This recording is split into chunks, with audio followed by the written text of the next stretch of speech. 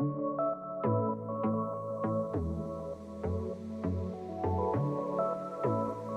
everyone. Welcome back to the Nuance Needed podcast. I'm Amanda. And I'm Sam. And we are here today to talk about a viral video that Sam made about friendship. Yeah, and it was received really well by some and really, really poorly by others. And we decided that we just wanted to hop on and kind of use it as a catalyst to chat about this overarching issue of friendship that we're seeing not only on social media, but also with our own clients and on a personal level as well. So that is what this episode is going to be about. And there's also, I wanted to add a caveat in the beginning that as I'm working through this and speaking about some of the reactions to the video that I had, there is an understanding that there is so much nuance to this discussion. We are just kind of talking about a more narrow element of it. So we just wanted to get that out of the way at the start. I feel like this is the first time you've gone viral and gotten significant pushback. Is that true? Mm-hmm. Yeah. To like this level. Okay. So tell me all the things. Let's get everyone up about the video. Yeah. There's context to it because you also made the video, I think, in response to another video. Right? Yeah. So I mean, this is something that I've been seeing and hearing and thinking about and talking about for a while. And so I saw this poor woman planned an entire like New Year's vision board party. Oh, I saw a baby shower. I think someone else talked about a baby shower and how like no one came to her baby shower. Yeah.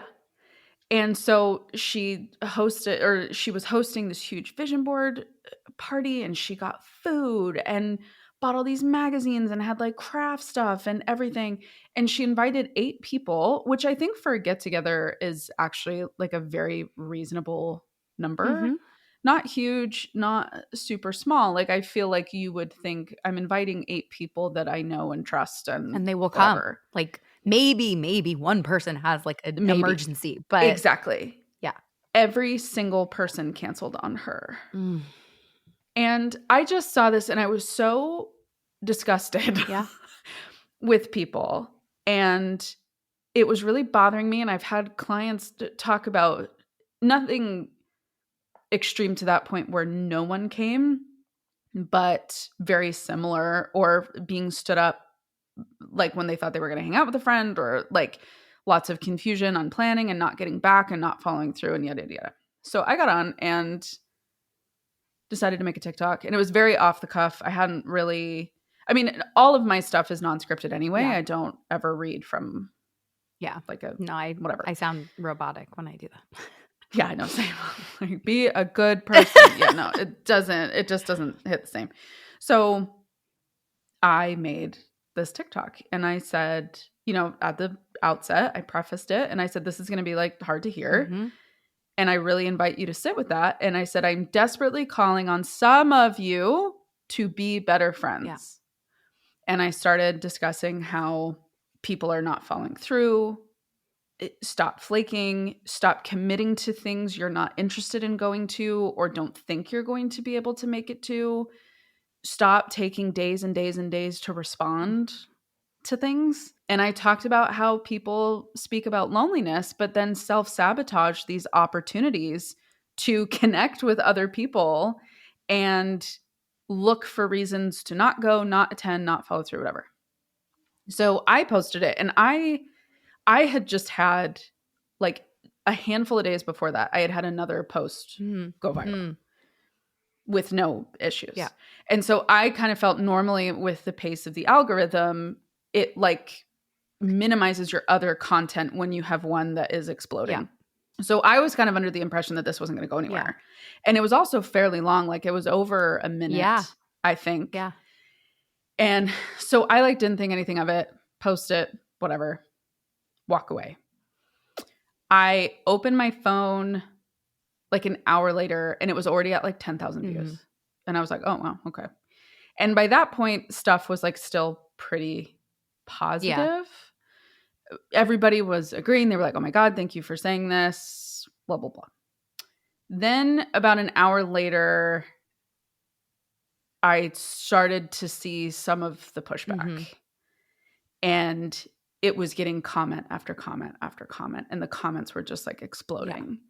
And I started getting a little nervous because I know comments are like the Tinder for the algorithmic fire, if you will. If it sees that people are commenting on the post, it sees that it's creating conversation. So it starts like it just shoots it into the universe. And that is exactly what happened.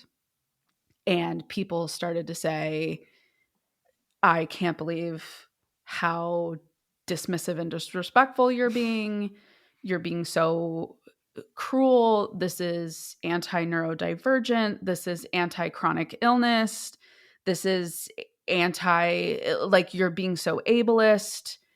And I would start to comment and say, look, like that's not who this is for. Right. This is for people who are able-bodied, highly functioning, which I would say is most of them, that are engaging in these types of behaviors. Yeah. And so there were a couple comments where I tried to clarify that, and I would get ripped even more.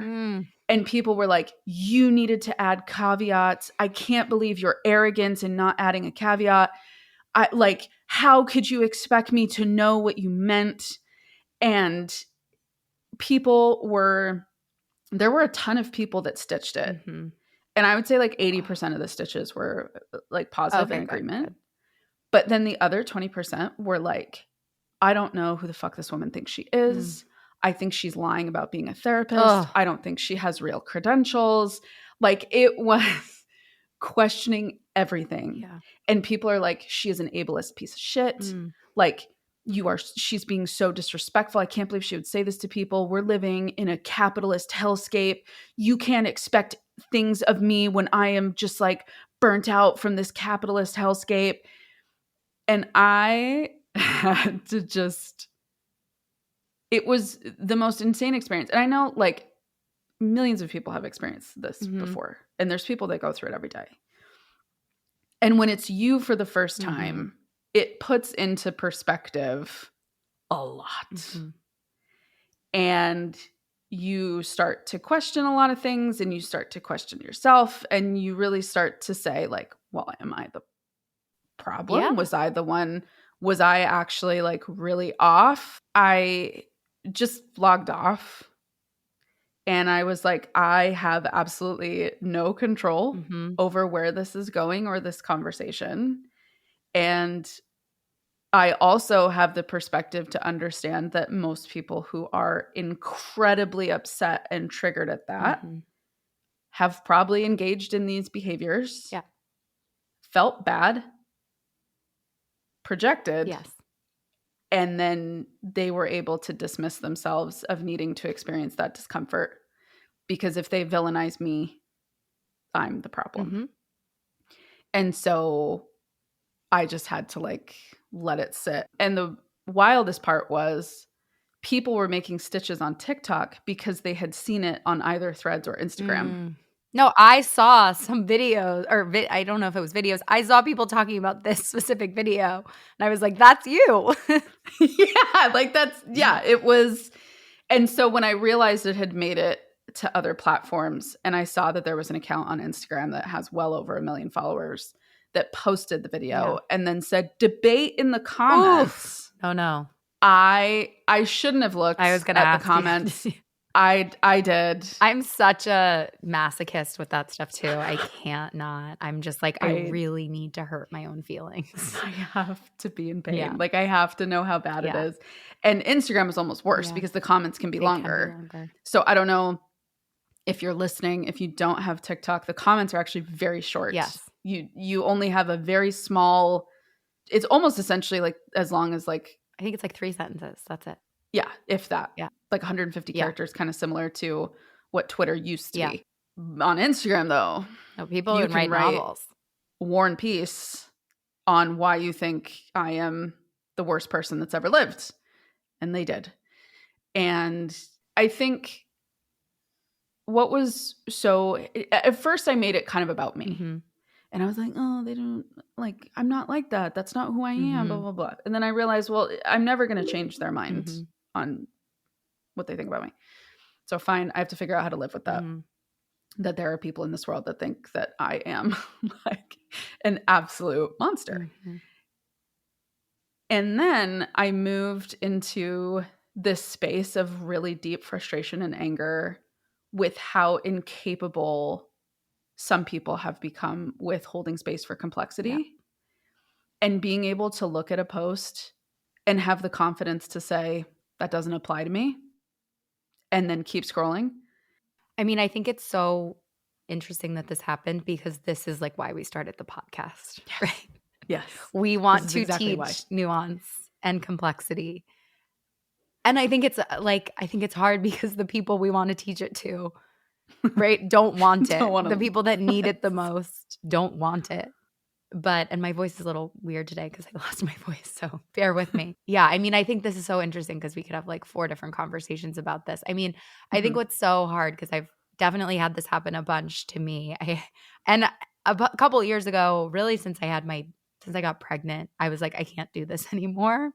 And I Yeah. really Yeah. stepped back of being willing to put myself out there. I used to be very Mm. willing to because I realized I couldn't emotionally handle it in the way that I used to Mm. be able to. But Mm-hmm. I think it is really hard as a therapist because I specifically feel like there's a trigger about being a therapist where you don't want to ever do harm.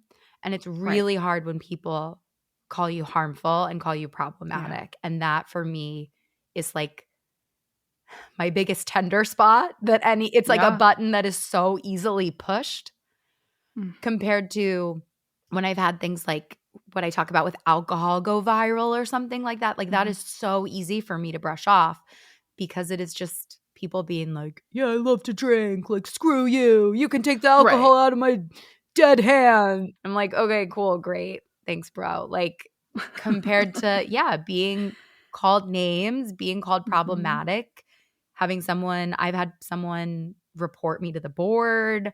I've Oh had people my comment on gosh. my website. I've had people find my business on Google and write negative reviews. It is just really, I mean, right, it's caused by a number of things.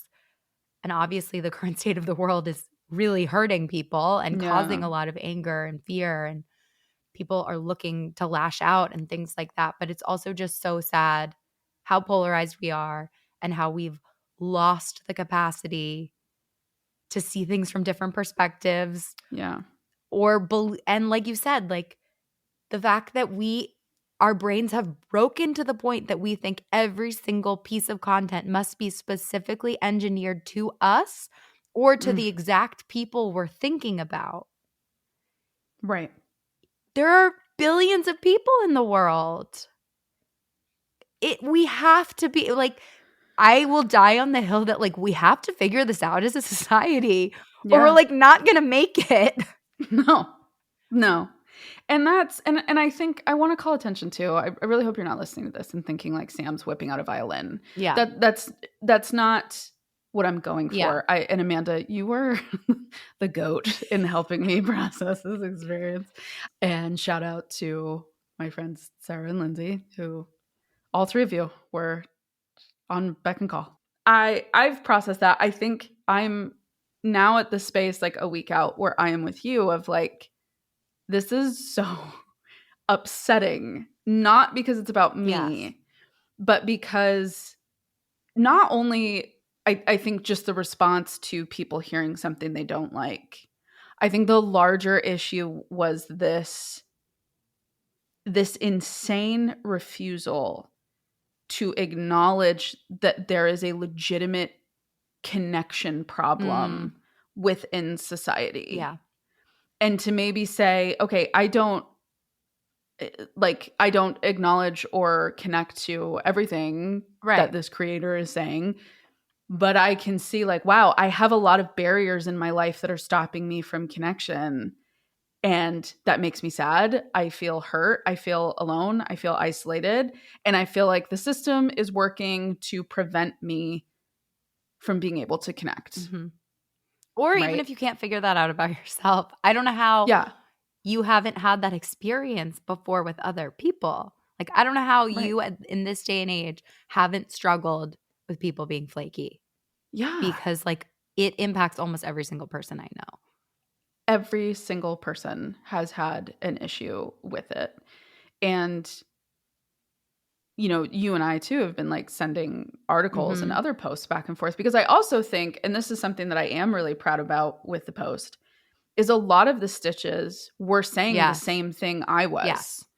And like 70% of the people were like, thank you for saying this. Thank you for calling attention to this. I'm so glad somebody finally Yeah. said it because I think we were all saying it Yes. privately and on an individual level. And I don't think there were a lot of people saying it at a higher Yeah. level, kind of inviting everybody into the conversation, which is really what I wanted to do. Yeah. And I think it's just really sad. The like, I don't even know how to like really describe this, but this deep, intensive struggle we have with showing up for each other. Mhm. And I've thought of it too. And I get like connection requires a lot of Yeah. energy. And it requires showing up even when we're tired, even when we feel overwhelmed. Mhm. And I think there's a lot of people that now feel to be put in a position where they have to push through that means they are doing something that is bad for them. Yes. That if you are having to push through discomfort or feel discomfort, that is an automatic no-no Mhm. and like abort. Mhm. And I've had this frustration for a really long time, even like at a broader level, which is part of why I left short form content behind and started doing like solely videos, Mhm. was because I felt like a lot of therapists were doing a huge disservice Mhm. in just throwing out this terminology with no explanation, no insight. The like, if you have these three Yes. symptoms, you now Yes. have Yes. X. I have felt frustrated with that for the longest time. And I even did some of those Mhm. posts in the very beginning and I hated Yeah. it.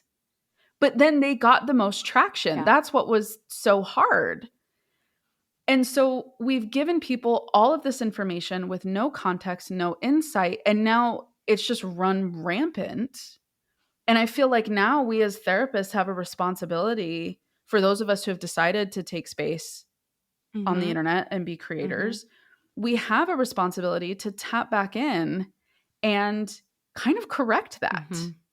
I agree. I agree. I think it is so hard because I bop between is is social media the right platform, which is part of why we started Mm, this podcast. Yeah, I think that it is. I think it's so hard. I think that it's been really hard also with the widespread use of therapy speak, with how yeah. everyone, I think people use therapy terms now in like day-to-day conversation that are not meant to be used that way. And then other people teach therapy speak because therapy speak has gone from something you talk about in therapy to now everyone uses the words that it's like this bad game of telephone Mhm. where it started one way and it is like totally morphed into something else, right? Like boundaries used to be, as we talked about in the episode, if you want to go back and listen, the weaponization of boundaries. Mhm. It started as something that was like to take care of yourself. You are Yeah. allowed to say no. And Mm, now it is like I will never, like I don't owe anyone anything. And right. I will not make myself uncomfortable at all. And I've been thinking about this a lot in terms of the metaphor of, as some of you all know, I've been having a lot of shoulder issues and I've been in a lot Yeah. of physical pain and I've been doing a lot of physical therapy. And a huge part of where I am now is I've not used these muscles in so long. Now I'm trying Mhm. to relearn what kind of pain is okay. Because right now in my brain, any discomfort in my shoulder, I like register as like bad. Mm, But some of it, yeah. like I need to stretch, I need to move. I do need to fatigue the right muscles to support Yeah. the ones that are injured. And that is what I fear we've done essentially. Like we've forgotten that being sore is good. We shouldn't be injured. Being sore is good. Being sore is how you get stronger. Like there is, and we're going to do an episode on trauma and stuff, but stress and trauma are on the same continuum. Yep. And some stress is good. Just like some stress on your muscles is good. Yes, if it lasts for too many days and you can't do regular physical activity, a couple days after, you worked out too hard. Just like if you push yourself to go see a bunch of different people all on Christmas and Hanukkah and stuff like that, and you're sick afterwards or exhausted or you have to call off work, yeah, maybe you pushed yourself too hard, but that doesn't mean do nothing. We're just overcorrecting so much. And as a result, we have totally lost the ability to understand how to tolerate discomfort. We have no stress tolerance anymore. None. And I think it's the realization that I made as I was watching like some of the more negative responses. And even in the people that were really supportive and really liked what I was saying, kind of some people were like sharing their stories and explaining things that had happened to them. And I think it's everything is so all or nothing now. Now that it is officially the new year, it might be a great time for you to seek therapy. If so, I'd love to share with you about my practice, Therapy for Women Center. We are located in the Philadelphia area, and we also have therapists licensed in 42 states across the country. If you're interested, check out our website, therapyforwomencenter.com. To go on with what you were saying about the discomfort, it's like if I feel any discomfort right now, that must mean I cannot do X later. Yes. And I made a follow-up video to it. And one of them, I mentioned how you talk all the time about, this idea that how you feel right now is not how you're going to feel in the future. And there were so many people in the comments that were commenting back to some of the people that were upset or angry and saying, look, like I'll feel super anxious the day of going to an event or a party or a get together. And I know I have to push through because I know once I get there, I will feel better. Yes. And I even had the same thing happen to me on New Year's Day. Yeah. I went to shout out to Cece. I went to Cece's New Year's Day get together, and I was like super intimidated. Yeah. I've never been to her house before. I didn't know any of her friends. She was very kind and gracious to invite me, but I was like really intimidated by it. And I was driving down there, and I was like, okay, it's gonna be fine. It's gonna be fine. And it ended up being great, right? And so I share that to say, like piggybacking off of exactly what you were saying of, I promise if there is something that you are wanting to work on, the discomfort is inevitable. Yes.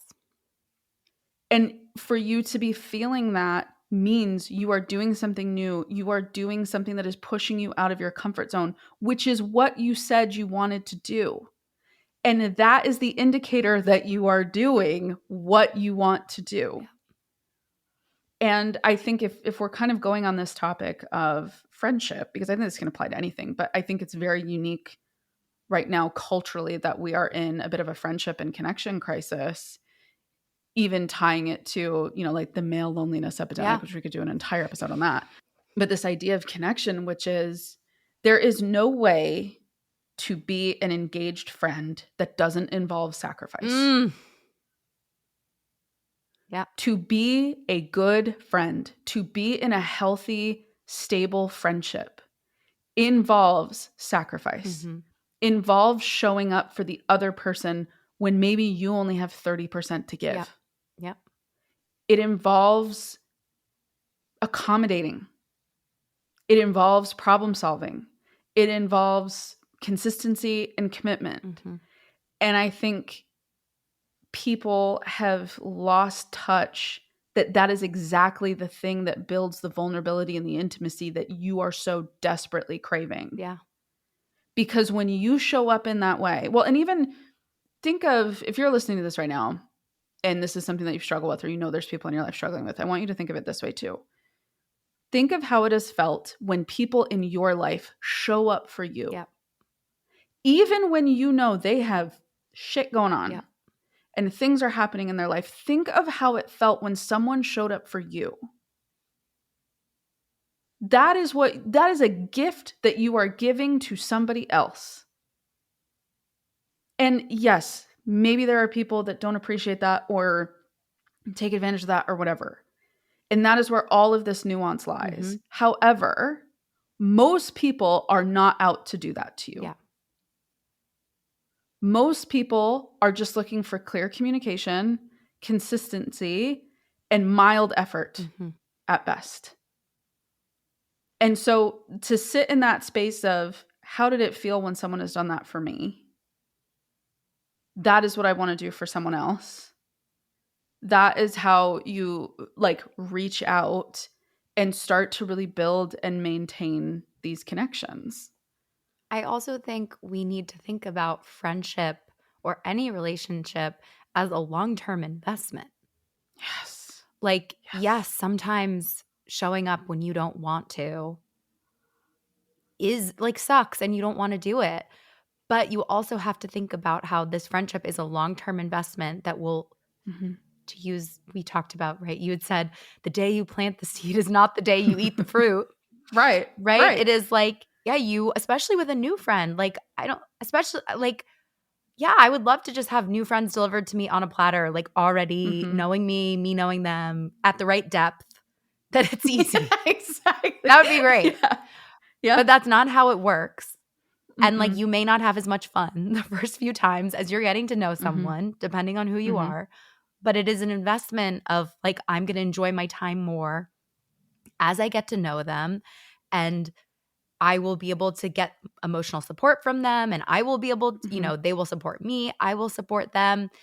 And I Mm-hmm. think people don't understand that every time, and I don't want people to get like obsessed with this and get too into the numbers of this, but Mm. every time you cancel, you don't show up, it is there's a little bit of erosion that Yeah. happens. There is a little bit of, right, we talk a lot about in therapy, there is repair and rupture, and that also happens in our relationships. Mm-hmm. And it's by nature good to have some ruptures. Sometimes we also, it's just like being honest with someone, being vulnerable Right. with them. We're not going to just agree with them 100%. We want to Right. build back stronger. But you also have to think about how it, like, I'm sorry, but your actions do impact other people. Like, we do owe our friends things, just like Mm-hmm. we expect them to do things for us. And I think the problem is we're so hyper individualized. We're so scared to need anyone, and we don't want to be needed either. And then, yeah, we're like miserable and isolated. Mm-hmm.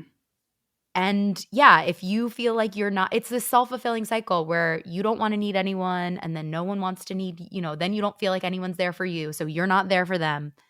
And Mm-hmm. then you're just more and more isolated. And then why would Mm-hmm. you put yourself out there? Mm. Well, and I want to call attention to something too, because I think what a lot of people are forgetting is there are ways to put effort into people that are meeting you where you're at. So when I say that, I literally mean if you are at a point in your life where the best that you can give right now is a text Mm-hmm. or a quick phone call to the friend that you know is having a hard time or needing something or whatever, do that. Mm-hmm. Right? Like if the best that you can do right now is let them know I'm really struggling. I'm going to be down for the count for a little bit. I just want you to know I'm thinking of you. I love you. I care about you. Great. Mm-hmm. Like what we are talking about at this larger scale is being more self-aware of what we have to give and being willing to give at that Yes. level. That is what we are talking about here when we feel that something has been lost in this idea of connection and this fear of effort and showing up and the erosion that you were just talking about. It comes when we feel that we cannot rely on someone for anything. Mm-hmm. And I think I really want to be clear on you have to meet yourself where you're at in order to be able to show up for the people that you want to be showing up for. And I even saw some people be like, well, I don't have the money to hang out. And I'm like, you don't Yeah. need money to spend time with people. Yeah. That is the most capitalist thing I've ever heard. Don't go to dinner. Don't go to the bar. Don't go to a cafe. Don't like go. Go There run are free errands with your museums. friends. Literally. There are free museums. Target is free. Or like If go you to a walk park, in, go sit on your friend's couch. Like you can hang out at your friend's yes, house and not do anything. That's still hanging have out. have a movie night. Yep. Like just have them come over and like have a drink like that you made in your house. I think so much has been overcomplicated. And I think so much of this too is because of social Yes. media. You know, the super fancy dinners and hangouts and themed parties that you see people throw. I think a lot of people think it has to be at that level. Well, I was thinking too, I was just like, do Gen Z and younger folks not have experience with just like Hanging hanging out. out without going out Mm, because of social media? You've always, because we at least as well, like I grew up, doing weird stuff in the grass with like we would like, yeah. mix mud with sticks and run Yep. around the neighborhood. And, then in college, even, right, like you would hang out in your friend's dorm, like you would just do things together. So I don't know if now like everything is so overly structured and with social Mm, media and everything needs to be Instagrammable, that is like mm, what is also at play. hmm. I hadn't even But I think we need to bring considered that. back, Bring back mixing mud. just like go to Costco with your friends, like go sit on Literally. their couch, go, even if you go sit together and just scroll on your phones, like be in the Yes. same area. Yeah, and Parallel I think play. Bring back parallel play. Have you heard of what that is? no, It's like but I can kids guess. when they're too young, they don't play together. They just do the Oh, same thing at the same time. at the same time. Yeah. No, it's I love that so much because I'm a yapper. Yeah. And so if I have someone to yap with, like sometimes if I'm on like long Mhm. drives, I call my mom. Yeah. And my parents will be in the same house. Yeah. I'll call my mom, I'll get off the phone with my mom, I'll call my dad. I love it. And my dad will be like, "You talking to mom?" Like, how's it going? You know, I call my sister. Mhm. I have friends that I call, and I think that that is so underrated Mhm. to just like be present with someone and to know that you're not alone and to get that physical interaction. And it didn't have to be you had to get dressed up or you had to go out or you had to spend money. Like invite people over. Yeah. Just say, "Hey, do you want to come over on Friday But it's night?" vulnerable. It's vulnerable to invite someone to your Yes. house. Oh, And that I is think true. that's part of this barrier also. Mm. I am like, when someone invites me to their house, Mhm. I'm like, I've We've crossed made over. it. I didn't. Like, the vulnerability Mhm. line has been breached. Mhm. But I was thinking too, Sam, like I think our friendship is a good example because I have a Yeah. child, so Hmm. I have more to do on the weekends. And Yeah. I think like we're like I cannot always hang out in the way that I want to be able to. So I think that is an example of, right, I can't give as much as I normally could in terms of Yeah. time. And so sometimes you are more likely to come drive to see me Yep. because you're like, I know you have less time than me. Hmm. So that's how we make it work. Is it 100% 50-50 equitable all the time? No, we're not saying it needs Nope. to be perfect. Right. So the context of your life also matters, Hmm. but it still looks like the flakiness, the not showing up, especially if it's because you have anxiety and you want the friends, is just such a horrible, Hmm. self-fulfilling, self-sabotaging cycle Yeah. that then makes people feel like, well, what's the point of having friends? Everyone doesn't show up Right. anyway, and it sucks. Hmm. And so many people were saying that Yeah. on my post. Like, I'm burnt out. I'm done. Like, I've had people cancel on me too many Yeah. times. And I get that. Yeah. Like, it's so hard to feel rejected all the time. And it's just, like, this can absolutely be applied to like Yeah, dating that's what I was thinking too too. and relationships of like constantly being ghosted or people not following through, or they disappear and then they come back and they disappear and they come back. And because no one wants to be honest. no, just tell me you don't like I me. know. It's fine. But we've lost our tolerance Yes. for doing that. Mm-hmm. There's a part of me that's like really glad that that post went off, because I do think it started a conversation. I don't think it's a conversation that is going to like change the world by any stretch of the imagination from my single post. But I think there were a lot of people that felt seen in the comments. And that was what I clung to. The really, really validating 70% over the really, really loud 30%. And there were tons of people too that were like calling other people out and saying like, look, like I'm neurodivergent and my friends know. Yeah. Yeah. And I tell them what I'm okay with and what I'm not okay with, or what works for me and what doesn't. And they say like they understand. Like most people want to understand you. Yeah. They want to be able to support you and show up for you the way you need. But that requires communication and being honest and open. But that is daunting and it is vulnerable, especially if you're worried about being rejected. And then you're going to open yourself up to that fully. So it's hard and it's messy, but something at some point has to give and change. Yeah. Or it's like, this is not a sustainable direction. Yeah. That we're headed on. Yeah. Yeah, it's so hard because I think the two things feed each other is we're on our phones so much. Yeah. We feel lonely. We're on our phones more. We're able to be insulated from having hard conversations and feeling what discomfort feels like in real life. And then we're afraid of it and we avoid it. And then it makes it scarier and harder to overcome as well.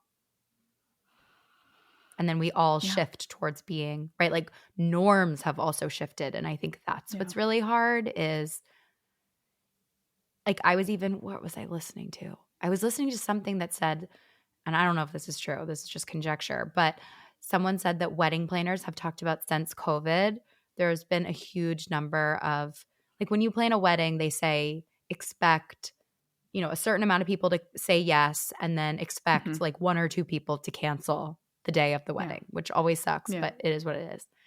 And apparently wedding planners are saying now that that has shifted so much, and way more people than ever cancel on the last day, and more people than ever say no. And of course, like I'm not shaming anyone for not going to a wedding. Like they're expensive, they may be hard to get to, like there are a lot of reasons. But like I think you said this in your video, like not every, like it's just not possible to have like a family emergency like every time you're going to hang out with someone. No. And with the whole wedding thing, own it. Yeah.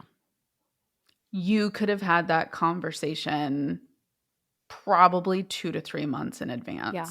And to me, that also ties in with bachelorettes, with bridal showers, the whole rigmarole. Like, if you are invited to all of those events and it doesn't work, you need to be honest with your friend and say, I cannot afford your bachelorette. Yeah. I cannot do it. If you're local, I can do XYZ. Yeah. I want you to know that because I care about you and I want to show up for you. And I have these barriers, right? Like you give yourself credit that you know your life better than you think you do. Yeah. Because I think a lot of people kind of do the like, well, I want to be there. So like, I'll figure it out. But then you don't figure it out. Yes. And I saw another video after this where there was a woman talking about how she is the last not married friend. And how she showed up for everybody and nobody showed up for her. And it's kind of this like, well, I have this going on with my husband, or then I have this with my kids, or blah, blah, blah, blah. And I think sometimes, and this is me speaking as a single person, I have seen, this is not you. No, but I think this is a really good conversation for us to have. And I think we should probably do a whole episode on it because I think we are able to bridge this gap and a lot of people can't or don't. Yeah. I think there are a lot of married people or people with children that could be a lot more available to their single friends than they Yeah. are. And I think it becomes a choice to become that wrapped up and consumed with your own life. Which, again, I get it. There are situations, there are seasons where it feels that way. And I also think with some of these big life events, you have enough warning. Yeah. You have enough preparation time to figure out how to make it work or to be honest in advance that you can't. Yes. Yes. And I had a friend who lived out of state. She had recently moved. She was getting married in a different state. And I thought I was going to be able to make the wedding. And like a month ahead, I was just like, look, I can't. Yeah. It's too expensive. It's too far. Like I was like right in the middle of a million different things with work, and I was needing to take time off for like other stuff. And I called her. Yeah. And I said, look, I am so sorry. Like, this is not going to work. And thankfully, because we had like a stable friendship, she was totally fine. And she's like, I get it. I understand. Yeah.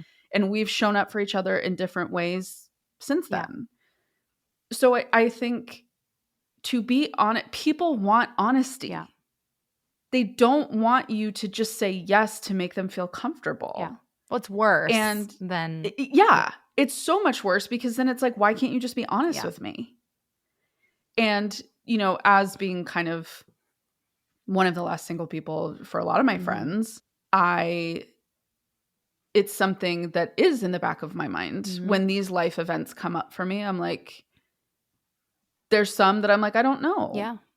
Most are, I know will, but it's still like scary. Yeah. In like a weird way. But I think because when you're single, your friendships are so critical to like your social dynamic. And I think it's like a really unique time. And a lot of people don't remember that because they've been in a relationship for so long or they've been married or like they're so removed from that. But I still think, regardless of what your life situation is, friendship is so critical no matter what stage of like family life you're in. Especially for women. Yes. Women need community. Women need a village.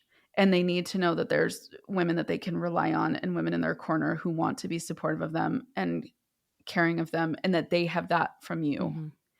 And so I guess like to a very long-winded space, I think to just say, if you are someone that is struggling with friendship, i.e. you're wanting more friendship or it's felt difficult for you to put yourself out there, one, don't stop trying.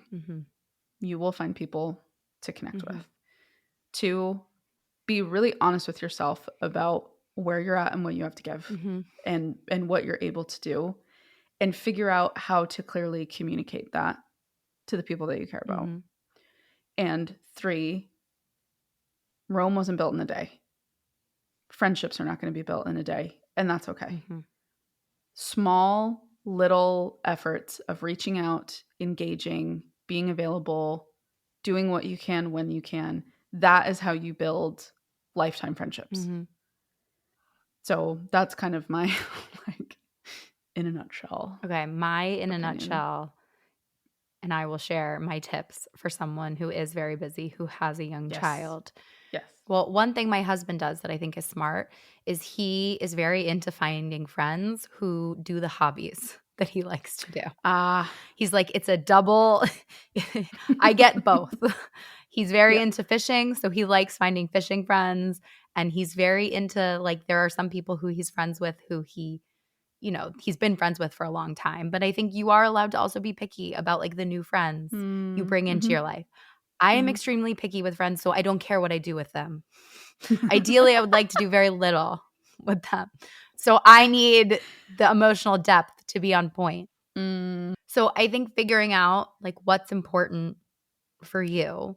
I think it is also so easy. Like, I think I'm in a unique position sometimes because I'm only having one child. So I feel very like my foot is in not having kids, but I have one kid. And I write about this and find it really fascinating. You can read more at my Substack, Fence Sitter. But anyway, it's great.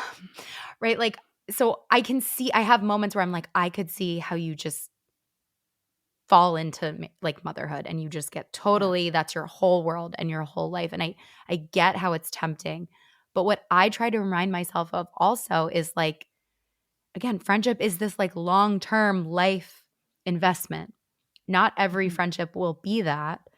But if you want to have lifelong friends until like that you have at the end of your life, you need to like be fostering continuously the friends in your life right now to have a shot at having them be there still. So, yes, it might be like more uncomfortable, or like, yeah, you're going through a phase right now where you're in postpartum or your kids are young and you are just like drowning and you know, can barely keep your head above the water. I think that's where you tell people, like, that's not the time to make new friends, but that's the time to tell Right. people in your life what's going on, let them support you, send them a text, be like, look, I am rarely on my phone, or I can't get out of the house right now because things are so crazy, or the idea of having anything on the calendar is so overwhelming to me. I can't handle it. But I'm going to like text you when I think about you, or, you know, I'll text you and ask you to come over when I have a free moment or I have a free hour, or maybe you're going to plan something and finding, but I think you have to be, realistic, like we were talking about, and you need to really lower your expectations for what counts as spending time with people. And I think especially if you're in a phase of motherhood, it is a lot of work to do things like to get a babysitter, to get someone to watch your child. It is like overwhelming sometimes. And that's something I struggle with, I think, most, of like, oh my God, it is such a rigmarole to get out of the house sometimes. But again, it's that investment. And I think it's also being mindful of how you feel afterwards. Like one of my biggest tips with how do you decide if something is self-care is asking yourself how you feel afterwards, not before. Because afterwards, a lot of times you're so glad you did that. If you often have experiences where you're so glad you did that, that is a good sign to not let anxiety win and stop you from doing those things. Yeah. And I love that you kind of tapped into this idea of like existing friendships. I think people forget that too. Like, it's actually pretty easy to like revive a friendship. I mean, short of if it was like a full blown friendship divorce, then don't do that. Yeah. But I think friendships that just kind of like you went your separate ways, or like life got in the way, like reach out. Yeah. Even if it doesn't become like, you know, the great love story of all time, like to just have like those connections and different levels of friendship and different levels of people in your life, like that has meaning. You need different people for different things. Yes, you do. And, you know, the real lesson here is I survived my first anti-Sam social media experience. Live to tell the tale. Live to tell the tale. So you too can get through things that you thought would end you. Remember that. Thank you all so much for listening. We're excited. It's January. We have a lot of plans, upcoming exciting episodes. Yeah. And we would love to hear from you. We have a new email address. Email us at podcast@therapyforwomencenter.com. We would love to hear your questions, your feedback, because we're hoping to start doing more than one episode a week and doing kind of a Q&A part to that. You can also call in and leave us a message. You can call us at 813-444-8683. Please, if you haven't already, rate, review, subscribe, share. Anything that you can do to get the word out means the world to us. And we see all of your comments, all of your DMs. We appreciate it so much. And we really love doing this. And we want to keep doing it. And the more you rate, reviews, share, subscribe, the longer we can do it. Yes. All right. We'll see you next week.